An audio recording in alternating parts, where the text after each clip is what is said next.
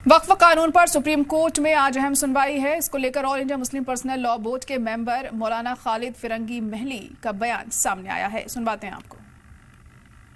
वक्फ amendment act 2025 के सिलसिले में आज भी उम्मीद है कि सुप्रीम कोर्ट में बहस होगी और जो भी पटिशन दायर किए गए हैं उसमें सभी को ये उम्मीद है कि उनको इंसाफ मिलेगा। और जिस तरीके से कल बहस हुई है और अदालत ने जो कुछ भी कहा है, ख़ासकर ये कि जो 12वीं 13वीं और 14वीं सदी में जो मसाजिद और इमारतें कदीम में मसाजिद तामीर की गई हैं, अगर ये मौजूदा एक्ट लागू हो जाता है तो उनका क्या होगा।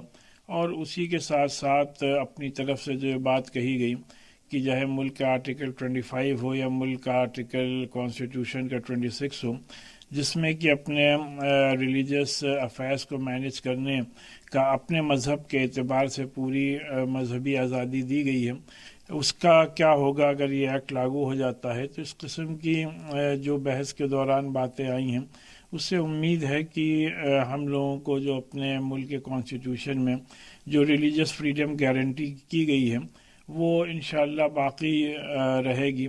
और हम लोग को पूरी उम्मीद है कि आज भी जो बहस होगी उससे कुछ न कुछ अच्छा रिज़ल्ट निकलेगा।